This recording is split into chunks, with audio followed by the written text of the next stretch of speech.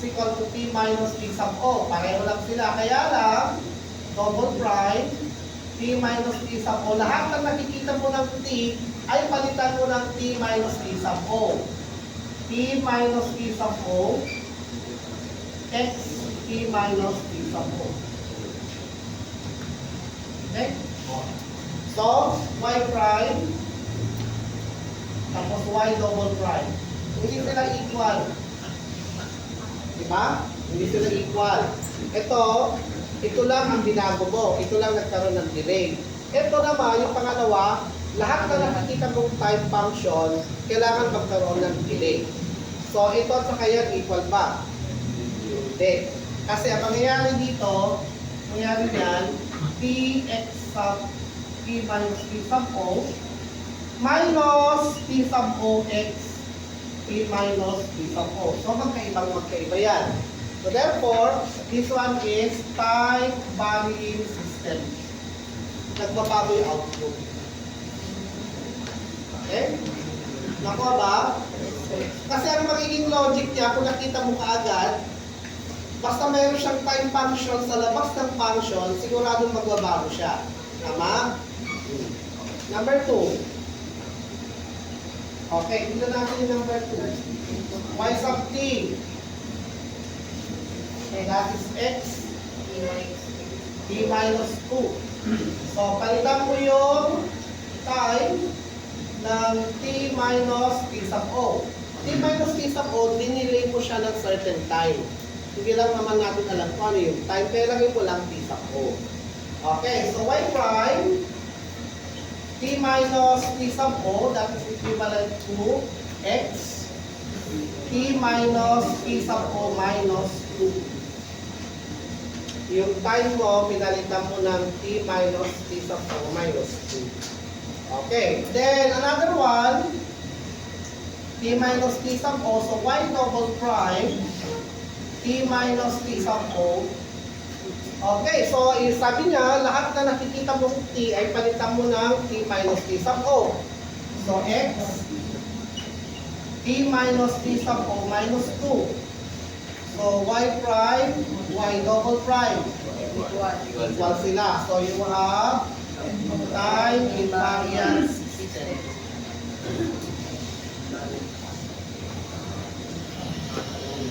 Okay? Naintindihan? Opo, sir. So, number 3. Tignan natin ito, number 3.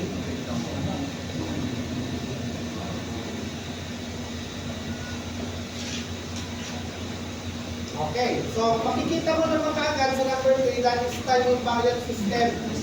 Diba? Hindi magbabago ang kanyang output kasi wala akong nakikita time na variable dito sa labas. Okay, prove lang natin. So number 3. Y sub t. That is equal to x. T plus 10, tama ba? Plus x squared sub t. Okay, so yung time, palitan mo ng t minus 4. Halimbawa, dinilay mo siya ng 4 seconds. Nagbigyan ako ng actual number. So y prime, t minus 4, that is x. T minus 4 plus 10. Plus x squared, t minus 4. Or that is x, t plus 6 plus x squared t minus 4. Yan. Okay? Y prime yan. Y double prime, t is t minus 4. So y double prime, t minus 4. So, lahat ng t na nakikita mo dyan, papalitan mo ng t minus 4. Hindi katulad nito, yung unang test na ginawa mo, yung x lang ang pinapalitan doon. So ito, you have x, t minus 4 plus 10, plus x squared t. Also, you have x, t plus 6, plus you have x squared, t T minus 4. Ayan. So, yan T minus 4. So, y prime, y double prime equals to time invariant system. Okay?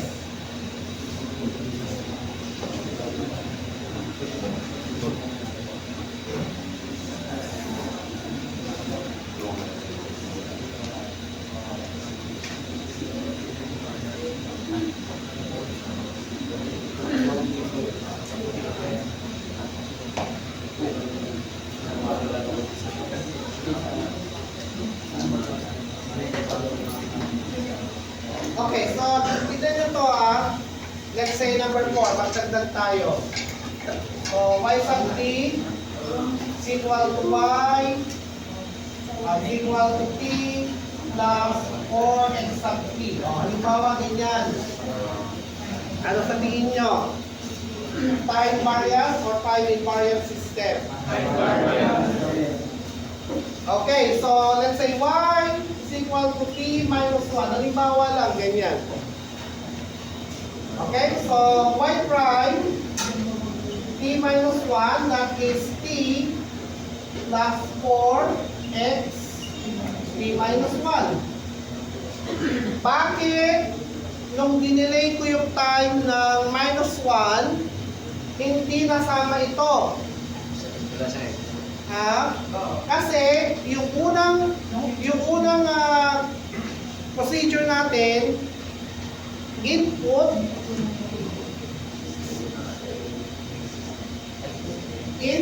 magkaroon ng output bago mo i-delay, di ba? So ibig sabihin, ang maapektuhan lang yung input. Ang dito kasi, dinelay mo yung input, so ito yung papasok sa system, ito ang papasok sa system. So, yun yung double prime.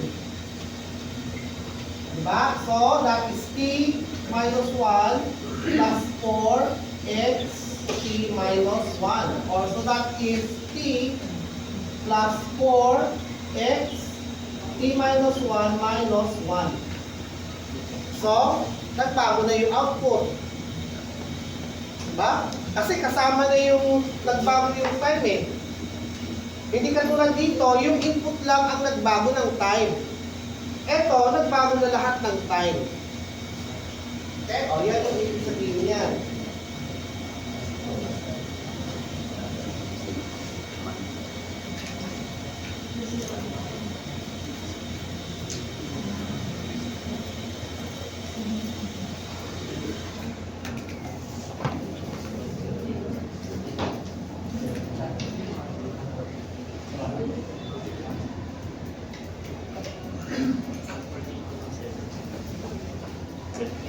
Any question?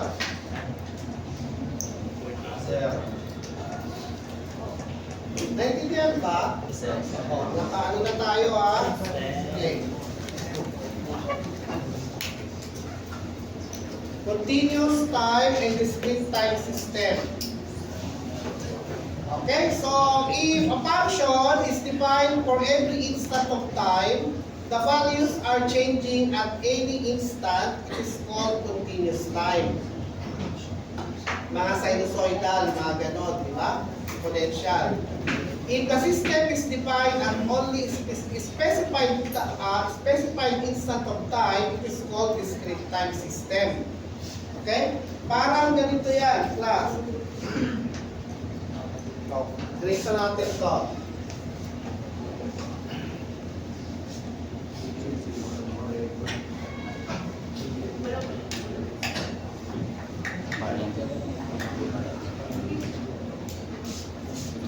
Okay, so yung continuous time, so parang ganito, no? May input ka, meron kang output yan. So, any time, meron kang corresponding value, di ba? Any time. So, iba-iba yan. So, dito rin. And usually sinusoidal. Yung isa naman, discrete time, at a certain input, so let's say after 5 seconds, 10, 15, 20, you have 10 volts. Okay? Then from 5 to 10, you have 5 volts. Then from 10 to 15, you have 15 volts. Then from 15 to 20, you have negative 5 volts. So, kahit na, let's say, kaya tinawag na discrete at a certain time, nagtatagal yung output. So, itong point na to, let's say, input mo ay 10 volts, so 10 volts. Nag-input ka ng 20 volts, 10 volts pa rin. Hanggat hindi matapos yung 5 volts, kahit na anong input mo, 10 volts pa rin. Okay, then another input, so naging 5 volts na lang. So kahit na anong input mo, you have 5 volts. And so on. Okay? So yan yung pinagkaiba ng discrete. Ito kasi, anytime, iba-iba yung output mo, iba-iba. Ito kasi nag-stay at a certain time. Okay? Okay. Parang ito naman, parang yung causal sa kanang causal dito. Dynamic with memory, ibig sabihin meron siyang pass. Yung static, memoryless, wala siyang pass. Okay? Wala siyang natagong data. Static system depends only on the presence. Yun, memoryless. Input, input, yung I at saka P na yan, output. Input lang pala yan, so output O at saka P. While dynamic system depends on the previous and the future. Okay? So tingnan niyo yung number 1. Ano kaya yan?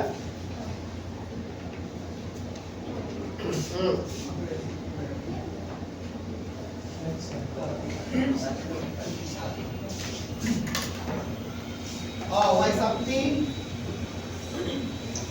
that is equal to 2x sub t. Oh, at t is equal to 0, y sub 0 is equal to 2x sub 0.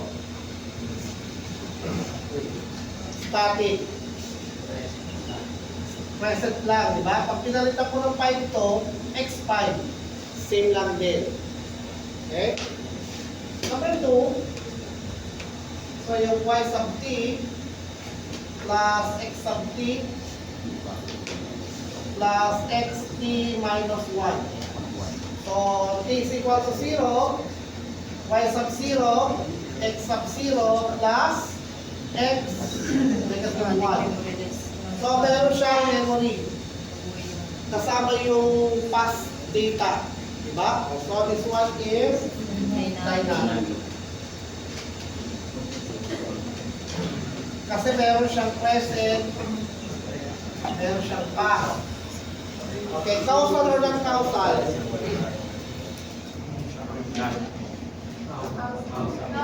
Causal, kasi meron siyang past value. Causal din siya, no? So, dynamic siya and at the same time, causal yung system. Okay?